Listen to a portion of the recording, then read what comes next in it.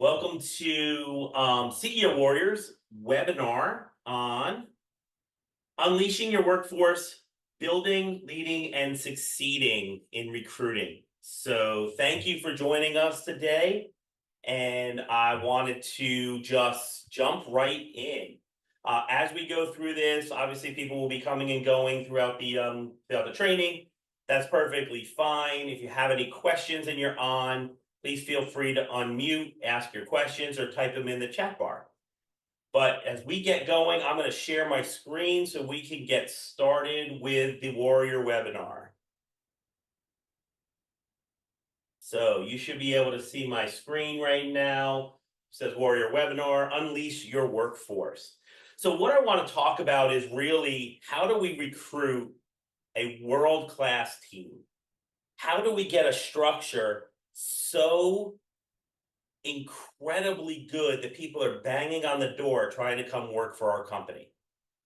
That's where we want to be. So how do we build, lead, and succeed in the best recruiting, best culture, best workforce, and then scalability and growth just follows that. So the first thing I want to talk about is whether or not you actually even need someone. Okay, so you have to do that. We're going to get into that in a few slides, but whether or not you really need someone, we're going to get there. But way before recruiting happens, one other really important thing happens. That is, do you have a culture of a company that people want to work for? So if you don't have your service experts, your internal employees, your field employees, folks that are literally knocking on your door saying, I've got people for you because this is such a great place to work. I want all my friends and family to come work here too. Ask yourself this, are your teammates, the people out in the field, are they handing out business cards with that same sentiment? This is such a great place to work. You've got to come work here. If they're not, it's okay. I'm going to go through a couple of ways that you can build a culture that winds up being just that. My experience, my most recent company that we worked for, we had people knocking on our doors, a few a week, knocking on the door saying, can I come work for your company? Love that. What does that mean? We built a culture that made people gravitate towards us. I didn't spend a tremendous amount of money on recruiting because I didn't need to. We were getting internal referrals. We had a great referral program. We had people knocking on our doors asking to come work for us. So because of that, it was really, it was great to be able to see that and be able to have people join us, want to join us. Not that I had to go find them, they were finding me. And that's really great. I've been in the service world for, God, 20 something years at this point. Mix of working for companies, owning companies in the services world. And it wasn't until I figured this out, kind of cracked that code, if you will, where I started having people knock on my door and come wanting to work for me. It feels great, it's very humbling, but you have to create a phenomenal, culture. So here's the way we're going to work this. We're going to talk about building a world-class recruiting structure. I'm going to show you your steps for success. So we're going to talk about culture, build it. They will come. Yes, I stole that from Field of Dreams. I am not apologizing for that. I'm a baseball guy at heart, so there you go. Finding and attracting the right candidates, interviewing do's and don'ts. How do you offer the job and avoid the counter? Onboarding the right way, clarity, alignment, and accountability. Three of my favorite pillars. I talk about them all the time. Don't know how I would have ever ran a company, especially in home services, without clarity, alignment, and accountability. Discipline for improvement. And unfortunately, we're going to talk a little bit about what I call promoting to the competition. Maybe the rest of the world calls that firing or laying off or getting rid of someone. I simply called it promoting to the competition, giving your employee a wonderful opportunity to go work somewhere, just not here. So I don't take that lightly because that is a very last resort. And if you put that much time into someone, I hated having to tell people that they were no longer welcome within our company. But guess what? Because of my culture, they usually walk themselves out way before I ever had to have that conversation. So we're going to talk about these 8 things, okay? Let's talk about culture real quick. So culture is a pretty interesting thing. And I do call it a thing. It's a way of being. It's a mindset. It's the thing that is the living and breathing part of your company. So first and foremost, it starts with, does everyone understand what the heck we're doing? Okay. So does everyone understand our core values? Right? Do they understand what are our core values of an organization? What is our core purpose? What is our painted vision? We're all on the same page. And yes, of course, I did steal the Field of Dreams picture as well. I'm going all in on the Field of Dreams thing here. Okay. So do we establish values that reflect the company's mission? Do we communicate and reinforce those values regularly? Well, I certainly hope so, because otherwise your core values don't have a lot of meaning. Okay. Are we leading by example? I think this is a huge one for leaders, owners of companies, people that are in critical management positions. Are we leading by example? Or do we say that ever so unpopular, do as I say, not as I do? I hear that and all I think of is terrible leadership quality. No, you're going to lead by example. You're going to leadership should embody the values and behaviors expected from their team. You're the example. Be the example. Ensure consistency in the actions and decision making. It can't be right for one and not right for the other. You have to be clear with your expectations and lead by example, and everyone needs to follow the same rules. Do you foster open communication?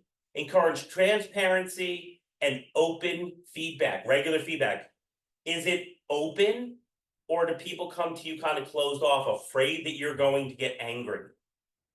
Can't have that and still consider yourself a good culture. You have to have transparency, regular feedback, and you have to use multiple channels, right? To gather that information, to pass that information on. It can't always be one-on-one communication. There's group meetings, there's small group meetings, there's one-on-one communication. There's all sorts of different ways to communicate with someone, text, phone call, plenty of ways, but you have to use all of those. And when you get information and you know that it's fact, I do an entire series on fact versus feeling and taking action on fact, not feeling. I've been down that road hundreds of times. It is terrible. It sucks. And it is a bad place to be, because you take it on feeling and now you're going down this road where you're basing all of your actions, sometimes even disciplinary, along the feelings that someone had, not fact. Do you prioritize your employees' well-beings? Are you supporting a work-life balance? Now, I understand some of you in home services are laughing at the idea that there's such thing called a work-life balance. Fully understand that, fully get it. We were in a HVAC, right, an HVAC, plumbing and electrical company in South Carolina. There wasn't a lot of work-life balance in the South, in the summer, in the HVAC world. We ran full steam. Now, granted, we had a lot of programs built in, so we ran full steam all year round, thank God. But we really weren't afraid of seasonality because we didn't have a shoulder season, because we had other things in place. That wasn't built specifically on our culture, but our guys understood that. They understood that we're going to provide them work. They need to have a that when we were going to promote and have enough people to have some semblance of work-life balance. I'll tell you this, my culture that I'm going to speak very highly on, middle of the summer in the South, air conditioning company, and my guys had the ability to do 3-day weekends. Okay. Now, we did that for a reason, and we had people taking 3-day weekends in the middle of the summer, and they still put in their multiple hours, 5 days in a week, and were highly productive. Okay. So we had that. We also provided a wellness program, right? We wanted to promote wellness, create an environment that prioritizes mental and physical health. We had people, we supported people going to the gym before work or after work. We promoted people for having uh, a wellness program at the office, and then we also were there to support them if they needed help. If they needed mental or physical help, we were there to support them. Invest in their development. Are you taking the time to offer learning and career growth opportunities? Are you training your people? If they come to you with a new skill set they want, and we're going to talk about action set, skill set, and mindset a little bit later on, but if they come to you with an idea that they want to do and improve themselves, are you just shutting them down? Are you open to that conversation? What does this mean? What could you use these skills for? How can it better you and better the company? What can you do to help our organization if you were to go get certified in this or take a course in that or go to this one-day training? What is the expectation when they come back from that training? Right? Those are all really good. Are you encouraging skill building and mentorship? Are you having contests and training, talking about leadership across the board with every person in your company? You do not know who your best leaders are unless you give them the opportunity to lead.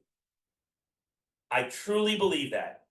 There were people who stepped up in my organization at various times. We had over 100 employees, and we had, starting out, we had 15 employees when we started. And then we had over 100 employees, like I said. During that time, we identified some people that you would have never thought had leadership qualities. Leaders are not always the people who are the best in the field. That's a common misconception, that we feel that if you are good in the field, you can come back and you can lead that technology. The best HVAC service expert may not be your leader. They might be a phenomenal service expert, really serve at the highest level. You have no idea if they have leadership skills until you test them out. Are you recognizing and rewarding people as you should? Are you having regular recognition meetings? We have one a month, one of our tech meetings, one a month, whole company in, and we celebrated the people who got 5-star reviews. We called them kudos when a customer calls in and says, hey, Kevin was at my house and he did a wonderful job, right? We celebrated that once a month. We created a culture of recognition. People all knew that they got recognized, and we, as a company, decided that we were actually going to incentivize that by giving people money.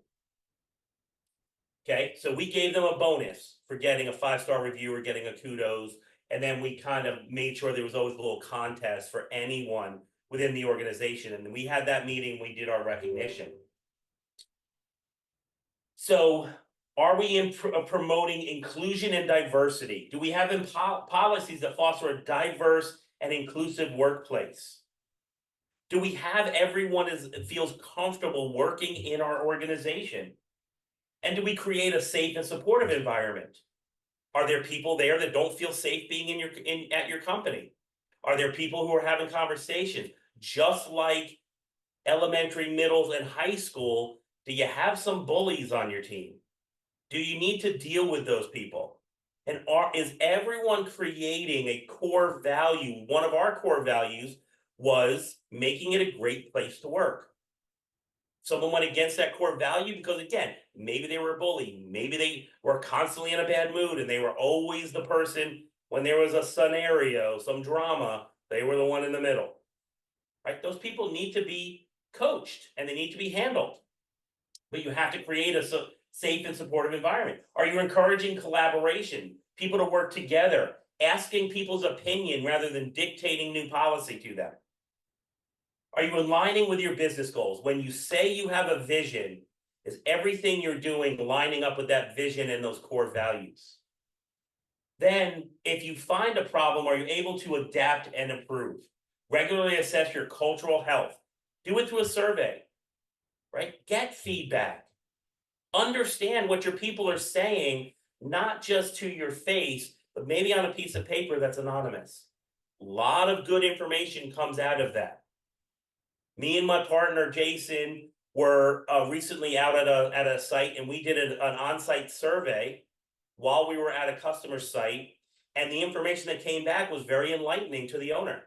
Some of the stuff he didn't know, but these folks felt it was safe to write it on a piece of paper and hand it back to us. When we summarized it to them, lots of ideas, lots of light bulbs. Man, I should try this. Oh, I didn't realize they felt this way.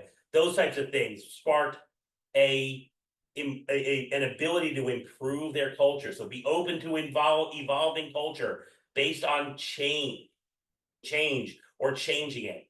Okay. So now we've talked about building a culture, building the house that people want to live in. Now let's get into a little bit of the nitty gritty. Oh, sorry, forgot one piece. Have a 52 weeks of culture idea.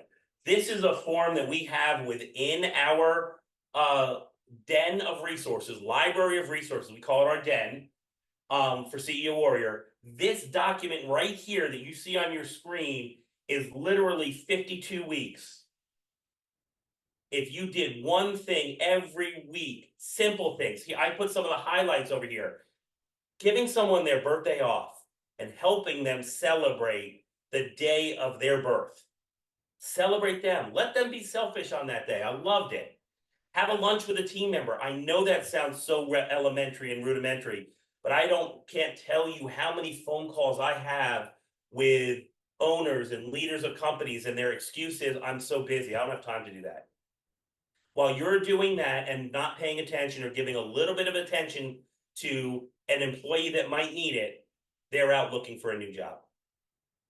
Lend them a helping hand. Once again, when we talk to people that come to our trainings or we see them on site and they say to us, yeah, the boss comes in, he walks right to his office, or the leaders do this, or the leaders do that, and it's not jumping in, helping, lending a hand. I used to go to work way earlier than I probably needed to be because I wanted to help my installers. I had an install manager. I had very capable, much stronger than me, much younger than me, installers, but I was there. And when needed, I was the guy on the other end of that heavy box lifting it for them, loading their truck with them, maybe having a laugh and a cup of coffee while we connected a little bit. But just being there to lend a hand, give positive encouragement, cook breakfast one day. One of our members recently was having a really great month, looked back, said, man, we killed it in September.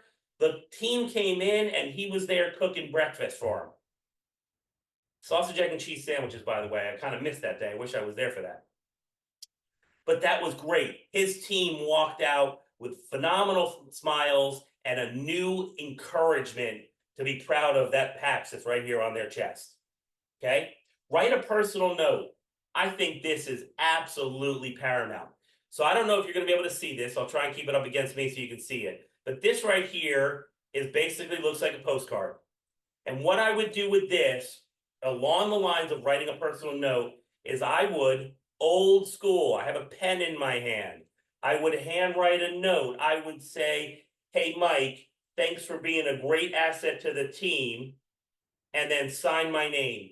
And when I would put this on their desk, and they would come in the morning and look at it, they knew that I appreciated them.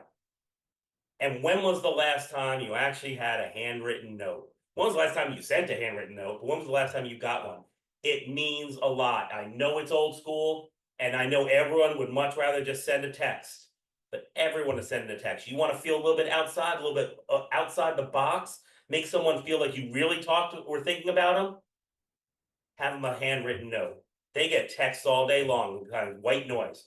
When you're having a meeting, play great music, right? I know that doesn't sound profound, but if you ever come to one of our trainings, I guarantee you're met with some pretty loud, cool music.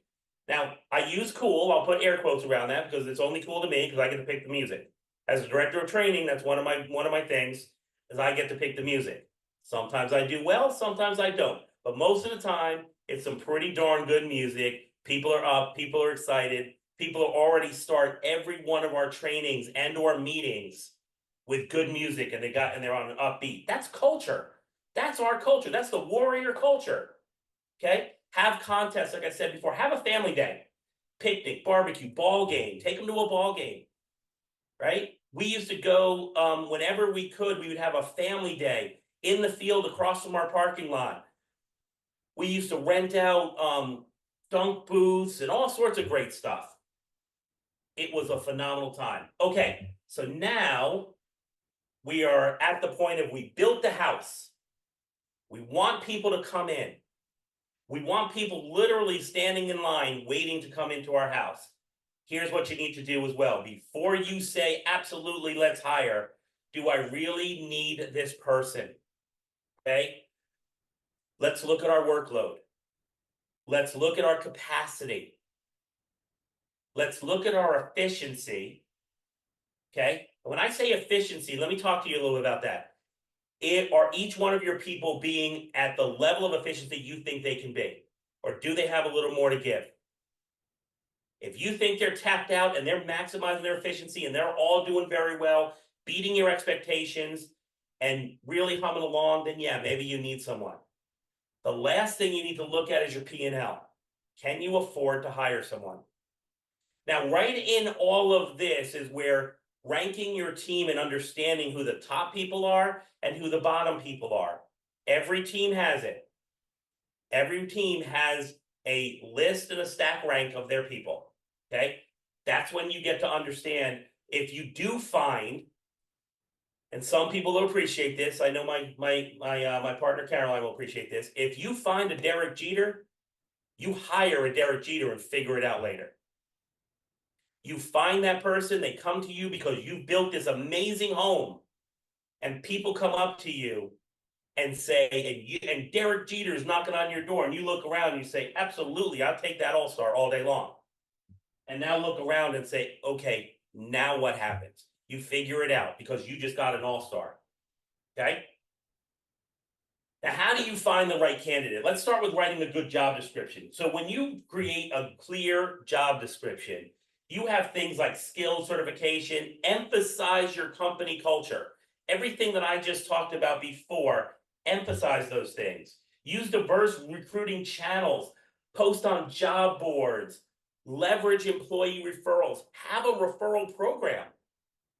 If you find me a critical person, I will pay you $2,500, $3,000, right? Incrementally, of course, you don't dump it all up front, but you break that up. And if you don't have people coming to you, one, because you built a phenomenal house, two, because they're going to get $3,000 additional as a bonus for finding you that great candidate, you have to really look about whether or not you have the right company, or do you have to go back to the drawing board with it? Okay. And use social media. Use it. People are all over social media. Use Instagram, TikTok, Facebook.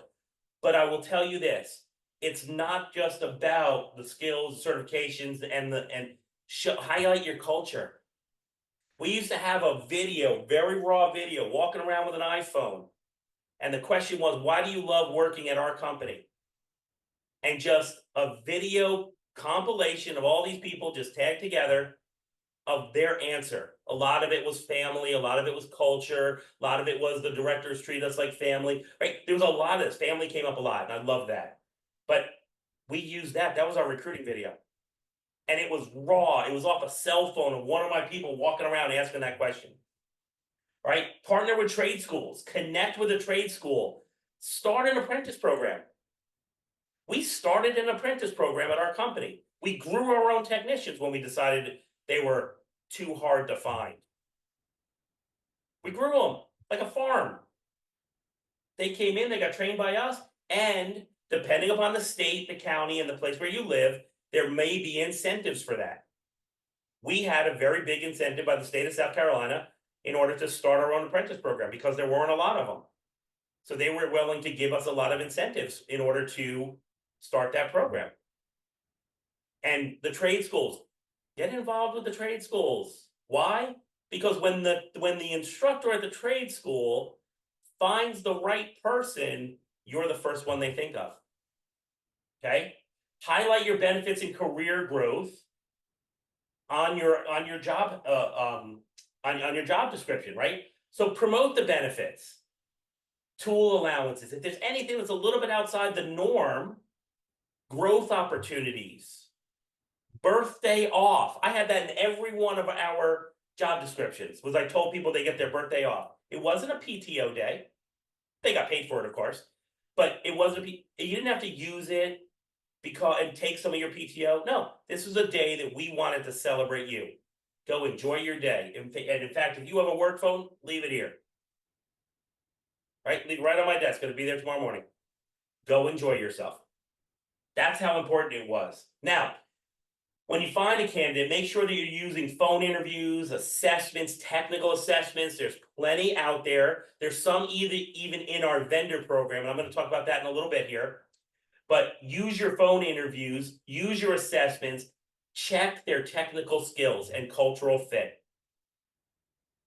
When you're asking these questions, I'm going to get to this interviewing as well. When you're asking questions, listen.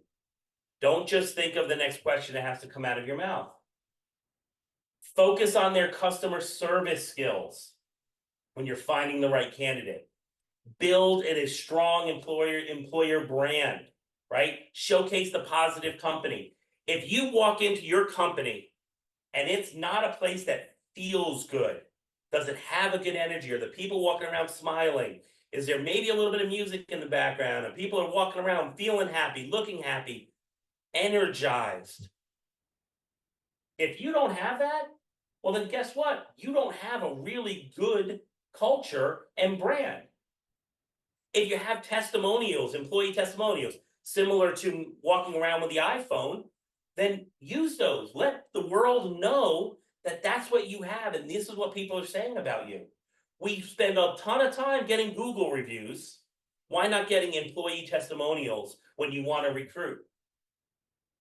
Offer training opportunities. If training is something that you do, make sure that you'll get the right candidates if you let them know that you're offering training and that's something that's exciting to them. Those are people who have a growth mindset. Okay. Now you have to assess the long-term fit. So looking for things like reliability, strong work ethic, alignment with company values. These are all the things that you look at once you set the job description and people start flowing information in, resume, phone calls, emails, what have you. Now, we in our program, as I mentioned, I was going to talk about our vendor program. We have a vendor program. Why would someone join CEO Warrior, work with us, get coached by us, and then also be able to take advantage of our vendor partners? Well, here's a couple reasons. One, you get rebates on their service, as well as getting rebates from us. Now, the funny thing, and my history with CEO Warrior is I worked for an organization that was a member for several years before I became an employee with the company. In fact, we had a wonderful relationship going way, way back into late 2015, early 2016 with CEO Warrior. And they helped us grow, scale, helped us through some massive problems. And all the way to the point of they helped the company become an attractive organization to be purchased, which is ultimately what happened to our company in South Carolina. But because we used the vendor program, we got rebates. Those rebates actually paid for a large portion of our membership fees to be part of the company. To me, it was a no-brainer. Now, why use them? Well, here are 4 higher dimensions: Yellowstone, higher bus, work with your hands. It's just a small sampling of all of the vendors that are out there to help you find candidates. Many of our members are actually using these and they're able to find candidates, whether it's screening all the way through to full-on recruiting lifecycle. Using our program, you get Warrior pricing, rebates, Warrior pricing, Warrior customer service. They fully understand what's expected of them is the same as what you would expect of us. Top level customer service. Phone calls back. They also fully understand the Warrior way. We spend a lot of time, and my colleague Caroline spends an awful lot of time discussing the Warrior way so people understand our processes, our procedures, what we're teaching. Often enough, we'll do a large scale training in our headquarters, and I'll look up and some of our vendor partners are standing in the back. Why? Because they want to continue to learn the Warrior way. They're invested in us. So let's talk about some interview do's and don'ts. So right now we've built the house, we've baited the hook, and we threw it out there to find people. Okay? Let's talk about do's and don'ts. So here are the do's. Prepare thoroughly for your interview. Review the candidate's resume and prepare relevant questions. Have a clear understanding of the job requirements and the skills needed. Make them feel important. If they're walking into your office and there's a place for them to go sit down, make sure someone says hello to them. If not you, make sure there's someone sitting out there that could definitely say hello to them and offer them a drink, water, coffee, soda, seltzer, whatever. But give them the same thing like you would expect when you went into a friend's house. Create a comfortable environment. Start with a friendly introduction and set the candidate at ease. Here's where I'll give you a little hint. 17 years in the recruiting industry. When you walk in a room, see what that person does if they were already sitting in the room. There's certain etiquette that we decide is important, like standing up and shaking your hand. Now, granted, COVID changed some people's mindsets in that. I understand that. But the fact of the matter is, if someone doesn't stand up when you walk in the room, not a disqualifier, put it in your head. When you walk in the room, see what they're all about. Are they nervous? Is their leg tapping? Right? Notice these things and just ease them into, because you'll never get the best of them if you don't do that. Okay? Explain the interview process and expected duration right up front. Right? Just like I started this with an agenda, start with an agenda. Let them know what's going to happen. Let her know what's going to happen during this conversation and how long they think. You guys happen to know this is going to go to 5. Okay? Ask open-ended questions. Use questions that encourage candidates to elaborate on their experience. Tell me about a time when. Tell me about a situation that you solved. Okay? Focus on behavioral. It's called the STAR method. Situation, task, action, result. Okay? And that's how you're going to assess their past behaviors and decision making. So when you give them that scenario, the situation, the task, the action, the result, listen to what they say. Listen actively. Allow the candidate to speak without interruptions. Your job isn't to sell them on your company while they're trying to tell you about themselves. Because then what's happening is you're doing this. Right? You want to have a nice back and forth. I say something, I ask a question. Hopefully it's not closed-ended. And then I look and Andrea comes back to me with an answer and I'm listening to it. Why? Because I want to use that information as we flow through the conversation. Take notes to capture. I always got into the habit, I don't know why I learned it many, many years ago, was I asked permission to take notes. Now, yes, I'm the interviewer, big bad interviewer. They're coming to see me. They need my job more than I need them. I used to hear people say that. It blew my mind. No, this was an equal part conversation and they should feel just as comfortable. So ask, hey, is it okay if I take some notes? I'm gonna take some notes while we talk from this. They should be taking notes. Even better, they ask you if it's okay to take notes. But when an interview comes in without a resume, sits down, leaning back in their chair like this, no paper, no pen, you kind of are getting a picture of what life is going to be like later on down the road. Okay? Assess their cultural fit. Ask questions that gauge their alignment with the company's values and team dynamics. You know your team best. Okay? When I used to have someone interview someone, if they were going to join a team, and when we got big enough, there was only a handful of people that directly reported to me. Everyone else directly reported to a critical manager. Those critical managers were the first C in the interview. I went in at the end. Right? But some people I got, if they weren't available or whatever, I did the interview because, again, it is part of what I did for a living for a very long time. Okay? I knew my team and I could understand, and I wanted to talk about our company values, core values, our 4 core values. Do you understand them? Our core purpose, our painted vision. I didn't go dive into 7 pages of painted vision. Well, your painted vision should be that big, but you understand.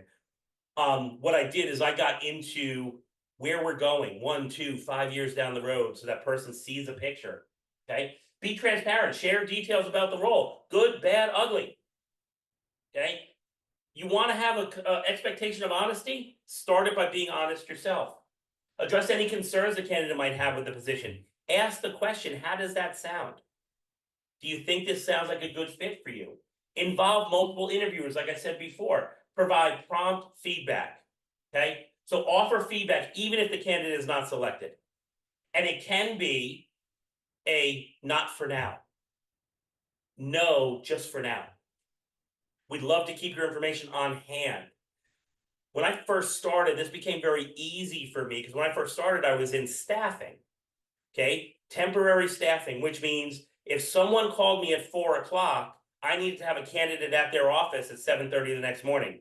I needed to continuously, even if I didn't have a job for them, needed to continuously keep that positive experience and positive mentality that I was there for them. Same thing when people come see you. Even if you know for a fact you will never probably hire that person, it's not your job to tell them what they did wrong, how they did terrible.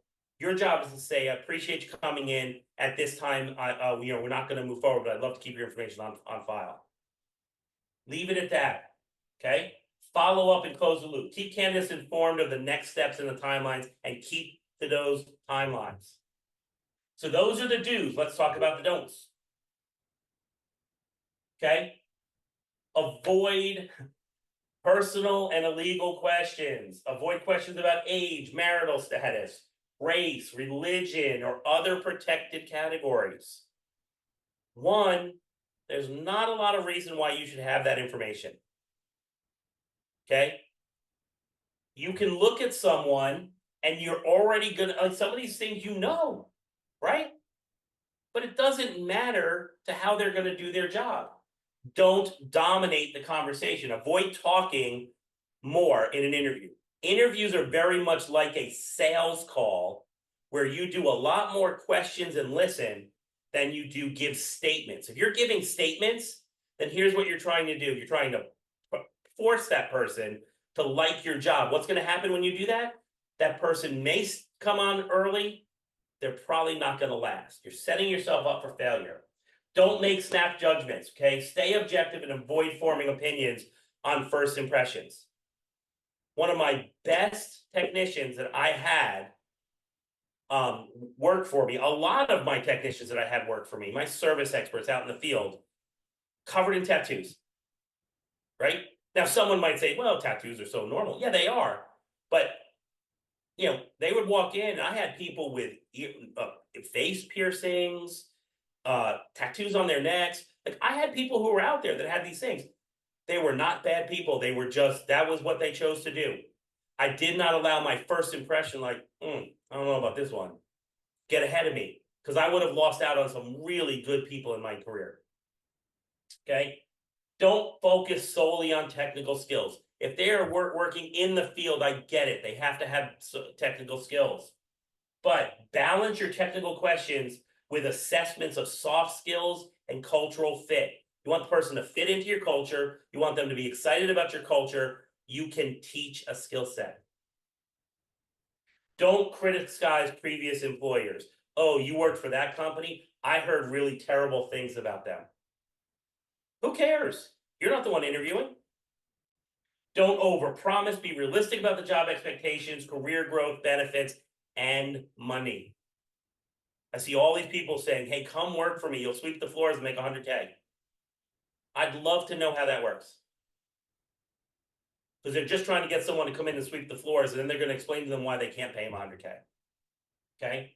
Don't interrupt or rush responses, and don't forget to thank the candidate, right? Show appreciation regardless of whether you think you're going to move forward. Thank them for coming in. They took the time out of their life to come see you. So personality profiling, I love personality profiling. We have two examples here. We have the DISC profile and the Myers-Briggs. Those are two of my favorites. There's plenty others out there. And what they do, and we have a lot of our vendors that I mentioned earlier, Hierology and those Higher Bus and some of those, they actually use this profile if you ask them to. They'll run someone through the profile and tell you why that would be good. And here's some of the reasons why you would use it: identify behavioral fits, predict job performance, reduce turnover, and support professional development. When you do the DISC assessment, we use the DISC assessment in CEO Warrior quite a bit. A lot of our trainings and such, and we use it sometimes in our events. And we look at it, and people are always, wow, right? One of my favorite exercises we do is along the DISC assessment, because people really start recognizing, wow, that does really mean a lot about how someone goes about a task, right? So that's really, really important to do the personality profiling if you can use that and you know how to use that. So when you're making the job offer, so now we've got the house, we got the bait, we found the person, we interviewed them appropriately. Now we're at love them, need to make a job. Make it personal. Call the candidate directly. Don't send an email. Express your excitement about having them on board. So excited for you to join our family. Be clear and specific. So clearly outline your role, salary, benefits, start date, and any onboarding requirements. Make sure they fully understand all those things. What do they need to bring with them on day one? Highlight the benefits and growth. Share details on the compensation, tool allowances, career advancement opportunities. Emphasize your company culture one more time. Remember, they liked your culture. You talked about your culture in the interview. Emphasize it one more time. Follow up in writing. Send that offer letter immediately. Don't let it sit. It's just like a sales. Time kills all deals. What's going to happen is that person is going to think that it's not important to you anymore, or give their own perception of why you're not going to, and it could be wrong, why you're not going to hire them. Give them time to decide. Allow a candidate time to review and respond. Just because a candidate doesn't say, heck yes, I'll be there tomorrow, doesn't mean they're not interested. For me, I can tell you this. Any job that I've taken, I've gone home and I've talked about it with my wife. We've discussed it, and the next morning I call back. Now, maybe I've been really excited and told them about it in that, that same evening I wrote back. Prepare them for onboarding. Plan a smooth onboarding process right from the get-go. Get them off to a great start within your company. Let's talk about onboarding. So pre-onboarding, send the welcome email like we just talked about, key information, first day agenda, prepare the workspace, right? I hated it when I would watch sometimes, and I mess this up from time to time, where they would walk in and someone would say, oh, what are you here for? I start today. Already it's feeling not so great. We got to the point where we had a big monitor right at the front of our building, right? As soon as you walk in the front door, big monitor sat there. We would have something playing on that on repeat that said, welcome, Kevin. So happy you joined the family. You walk in and you see that, and it's flashy and, way more creative than I could be. But you feel good. Now you come in, you sit down to the desk, you already have everything there. I'm going to give you one more little piece of advice here. We used to do something called the first dollar letter. Literally cost you $1 and an envelope. And there's a letter that you can print out, and you can take that, fold it up, it's already templated, you sign it, and you give them an actual dollar day one. And why is that important? This is the first dollar that you earn with us. It's exciting. It's the same premise as why you go in a restaurant and you see a framed dollar bill on the wall. It's the first dollar they got. That's how they got their start. People are proud of that. Give them a warm welcome. Introduce them to new hires. Okay? I skipped structured plan. Sorry. Create a detailed onboarding schedule for the first 30, 60, 90 days. Set clear goals and expectations with them. Have a warm welcome, like I said. Share the company vision, values, and how their role fits in one more time. Make sure there's a comprehensive training and onboarding program. Okay? Offer role-specific training and required certifications, and be there for them if they need those. Set your expectations so you're reviewing the job responsibilities and performance metrics. Having regular check-ins, right? Schedule meetings to provide feedback. How are you feeling? You should never have day 7 of an employee saying, hey, Where's Billy? He never showed up today? Because 6 days in a row, he wasn't feeling it. And you just didn't know about it. Okay? So having regular check-ins is super important. Having social interactions that facilitate team interactions and participation in events. Get that person to get off the bench. Get them to join in with your company. Continue the mentorship and follow-up beyond the first month. And then again, get feedback consistently. But having a really good onboarding program that you literally have on a piece of paper, that when they walk in, you can have it, and you checklist. And if you're doing ride-alongs, which is something very important in home services, sit down and ask that new employee what they thought of the ride-along. What did they think of the process? You saw it firsthand. Get the person that they rode along with, come in, fill out a form. We actually had a form. We have one in the resources in the den as well. But have them fill out a form assessing that person's skills, cultural fit, all the important aspects of that person making a long-term fit with your company. So now, going back, built the house, set the hook, interviewed well, offered them the job. They start first day, they're on a great pattern. Let's talk about their accountability. So at CEO Warrior, we have 9 pillars. They're listed here: mindset, skill set, action set, clarity, alignment, accountability, managing, coaching, and training. I'm going to specifically talk about clarity, alignment, and accountability. Not just because they're 3 of my favorite, but here's what I don't understand. You're going to have clarity. Everyone talks about accountability. I hired this person, they didn't live up to their standard, what I thought they were going to do. They're kind of slow. They're not as good. I'm going to ask, do they fully understand what their expectations are on a daily basis? Meaning, are they clear what your expectations are of them? Do they have alignment? Do they know what their resources are? Do they know the why you're asking them to do things? Right? That's alignment. So you have clarity, what's expected of me, alignment of why, how. And without those 2 things, how do you hold someone accountable? You're just going to say, oh, well, they didn't do what they were supposed to do. Do they understand what they were supposed to do? They understand why they were supposed to do it. So this simple clarity plus alignment equals accountability little thing there, right? It's that simple for accountability. Hold people accountable only if and only if they have clarity and alignment. And that starts with you.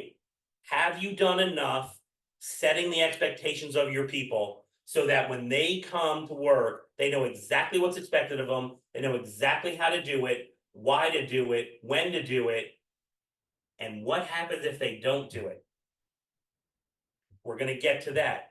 So holding your people to especially performance-based service experts. I hate to be the bearer of bad news. Every employee, I don't care if it's people here, Amazon, Walmart, everyone has a need. Every company has a need for that employee to pay for themselves. And you need to now understand what's expected of me. There isn't a doubt in my mind what's expected of me at CEO Warrior every day from my manager, from my boss. Why? Because we've had it very clear conversations. I know all about my clarity. I know all about my alignment, and only I would let myself down if I didn't hold myself accountable. And frankly, I hold myself accountable so that my boss doesn't have to. That's the only way I think this thing works.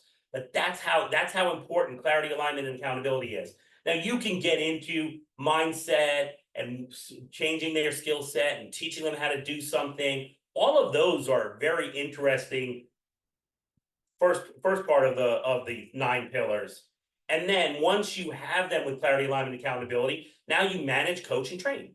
And those are our 9 pillars. We teach a lot about our 9 pillars as fundamental topics of someone from the moment they start with your company all the way through their tenure with the organization.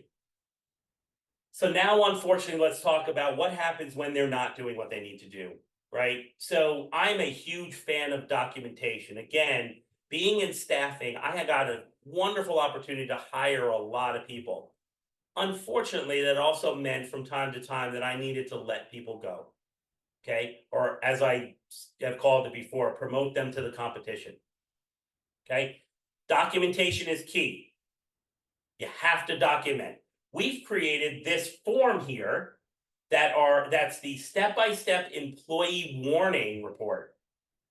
And it tells you about which of the steps are necessary. And then you sign it, they sign it, and it goes in the file. They can have a copy of it if they like. So the 4 steps for us were coaching, having a coaching conversation. Hey, Billy, you know what? You did this, but I was hoping you were going to do that. Hey, Billy, I understand that this is what you did. Do you understand that here was your expectation? Those are coaching opportunities. Okay. Now, if you have enough coaching opportunities and you know that you had clarity and alignment and the person agreed to everything, and then they're just still not doing it, now you go to something called a verbal warning. Okay. A verbal warning is still announced as such. It's the first step of the disciplinary action on this sheet of paper here.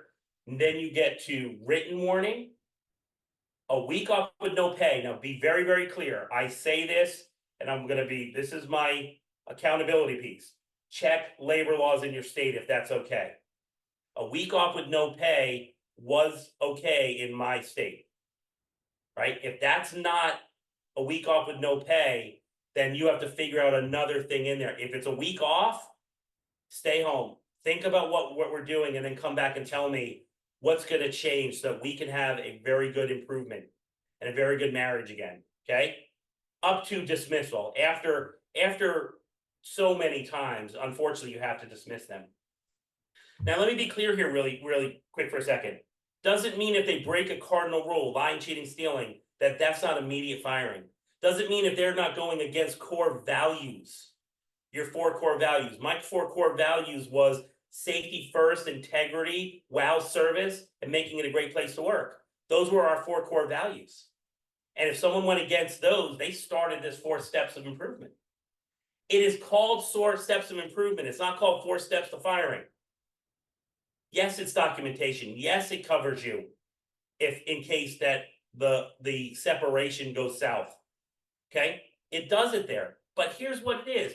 You're really trying to get this person to understand your expectation, they're missing the mark, and how you need to get them together so that they can improve and stay part of your team. You already invested all this time, what I just spent the last 50-something minutes discussing.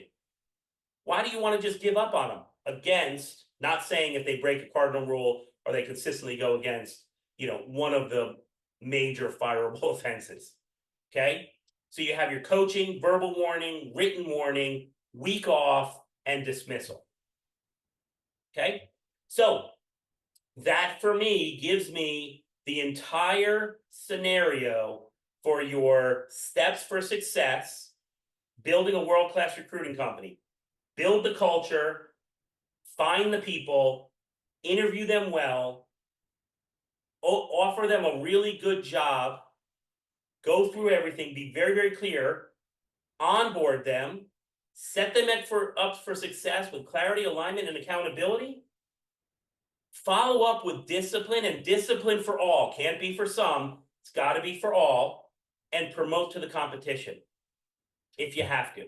I hate that last step because it feels like a failure, but unfortunately, sometimes you have to do it. So that is what I wanted to explain to you guys today. I wanted to make sure that you kind of had a really good idea from culture to identification to holding them accountable to making them do their job all the way to disciplinary action. So again, I want to thank you guys for joining me today. I appreciate you giving me this time to talk to you about this very, very important subject. In fact, it's so important for CEO Warrior that we're going to include this now in our regular rotation of trainings that we do at our headquarters in New Jersey. We're going to add this to the rotation because I've heard enough that this could be a 2 or even 3-day training in person where we train a lot more of our techniques on interviewing, our techniques on finding people, like large group interviews. When I first heard about large group interviews, I thought it was nuts. I started doing them and I was hiring 3, 4 people at a time, interviewing 20 people in a room all at one time by myself. And you don't need 17 years of recruiting experience to do that. There's a process and a procedure. We lay it out in our trainings, exactly how you do that. And you get an opportunity to interview 15, 17, 20 people in one shot and pick your best few. Hiring events are an absolute game changer. That's right. Let me tell you guys a little secret. One of our best employees, Caroline, who's on this call with us, was found at a hiring event. Okay? Some of your best employees you will find at a hiring event. And we go through all of that in our trainings. And that's why this is a 2 or 3 day training that's going to be in rotation for us. So once again, I'm glad you guys joined me for this today. Thank you very much for an hour of your time. Hopefully this was useful information. And quite frankly, if you want to hear more, please feel free to reach out to CEO Warrior, set up a phone call, and listen to what we have to say about how we're able to improve companies' hiring, operations, financial well-being. So give us a call and let us see how we can help you. And if you're already a member joining us today, thank you. I appreciate that. You don't know immensely how much we appreciate it. And it's an honor to do what we do. So thank you very much. And you guys enjoy the rest of your day. Thanks.